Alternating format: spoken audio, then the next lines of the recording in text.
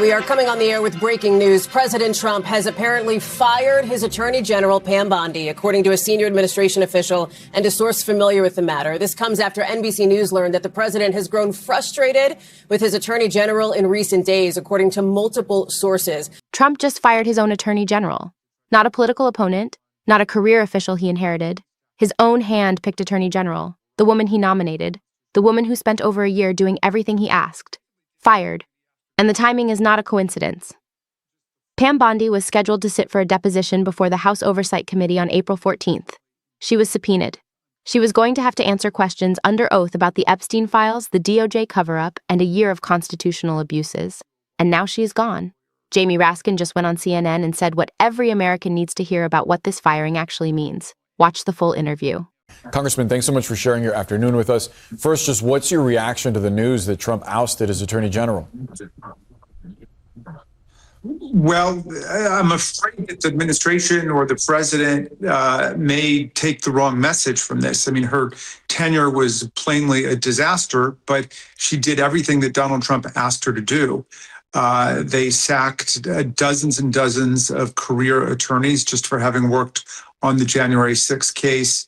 They did everything they could to obstruct the release of the Epstein files. Millions of pages of the Epstein files were withheld by Pam Bondi. They did nothing to try to crack down on the outrageous ICE tactics that were trampling people's civil rights and constitutional liberties in Minneapolis. And so she basically did everything that he asked her to do, and she shouldn't be just the fall person for a series of policies that I think are profoundly infected with unconstitutionality and illegality. So, people have been calling me saying, you must feel great because she called you a washed up loser lawyer during the hearing. And, I have no personal animus towards Pam Bondi, and I understand she was a pretty good prosecutor in Florida, and I hope she can restore her reputation. But going all the way down the road with the corruption in the administration, I think a career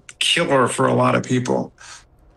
I wonder, Congressman, what you make of the timing, in part because it was only yesterday that Bondi had summoned the head prosecutor overseeing an investigation into whether former CIA Director John Brennan made false statements to Congress about a years-old intel assessment of Russian meddling in the 2016 election. Our reporting indicates that Bondi was trying to communicate to that prosecutor that she believed that he was slow-walking that investigation and that she wanted to see some development in the case. Do you think that the fact that she's been fired makes it more likely that we'll see similar prosecutions in the near future? Well, that's what I'm afraid of. She turned the Department of Justice into Donald Trump's vendetta factory. And, whether we're talking about, the FBI director, Comey, or we're talking about the New York prosecutor, Letitia James, or we're talking about members of Congress like Maggie Goodlander. They thought that their job was basically to go out and investigate and prosecute Donald Trump's chosen foes, regardless of whether or not they'd done anything.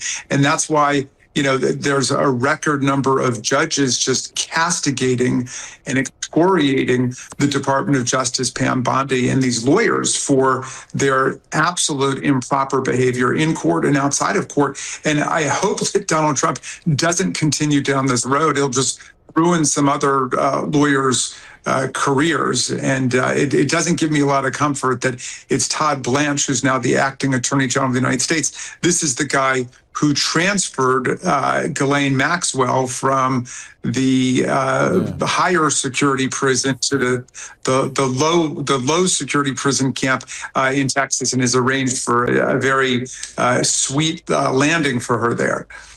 I do want to ask you about Blanche and potential replacements for Bondi, but one more question on her, because she was supposed to appear on April 14th for a deposition before the House Oversight Committee. Ranking Member Garcia says that she still has to appear. James Comer The chairman of that committee has said that he's going to counsel with other Republicans on the panel to determine next steps. Nancy Mace, who initiated the call for Bondi to testify before them, says she still believes that it's on. But we are hearing indications from behind the scenes, including from CNN's Caitlin Collins, that part of the reason that Bondi is leaving the position is directly tied to the White House wanting to avoid her testifying before Congress. What do you make of that?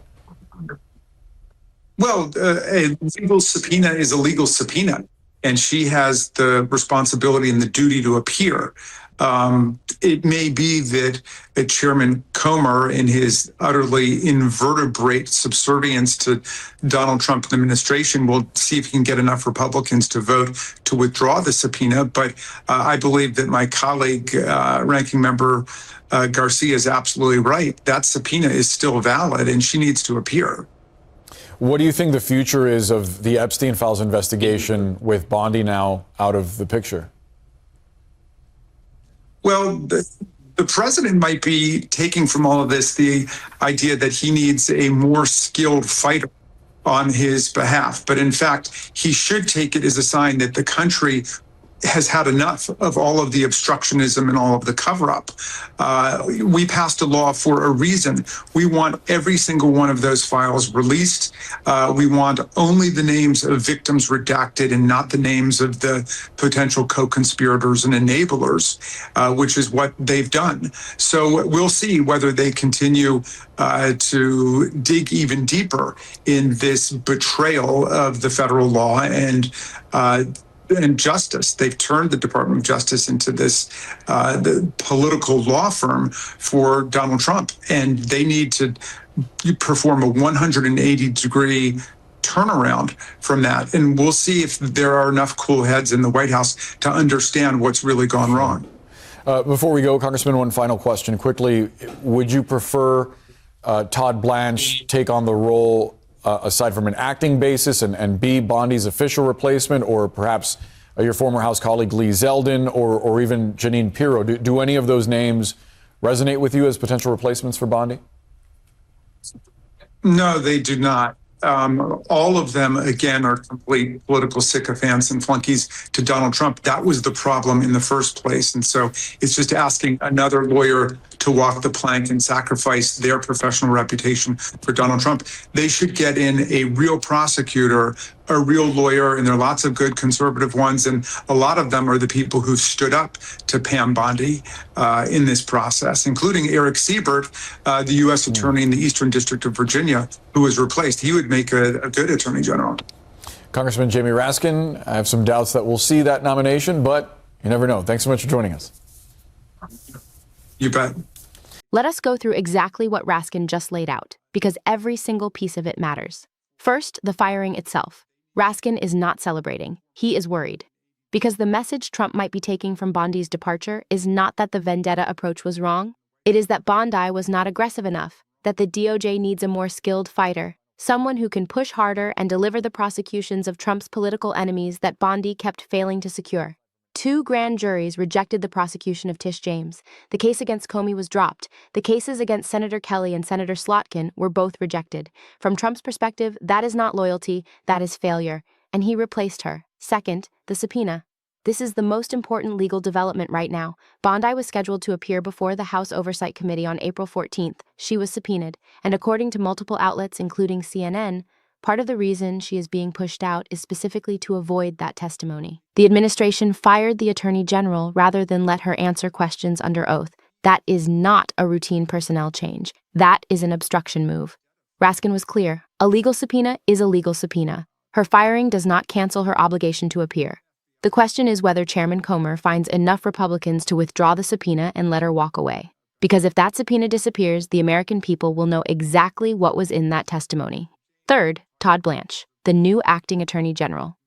This is the man who arranged the transfer of Ghislaine Maxwell from a higher security facility to a minimum security camp in Texas, shortly after Maxwell made a statement favorable to the president. Nobody has explained why. Raskin called it a very sweet landing. And this man is now running the same Department of Justice overseeing the same Epstein files that Bondi spent a year stonewalling. Fourth, the replacements. Every name being floated, Blanche, Lee Zeldin, Jeanine Pirro, Raskin dismissed all of them as political sycophants being asked to walk the plank for Trump just as Bondi did. He named one credible option: Eric Siebert, the former United States attorney who refused to prosecute Tish James without sufficient evidence and was pushed out for it. A prosecutor who said no to Trump's demands and paid for it with his career. Raskin doubts we will see that nomination. And he is probably right. Bondi did everything Trump asked, and she got fired for not doing it well enough. The next attorney general will be asked to do the same things, just better.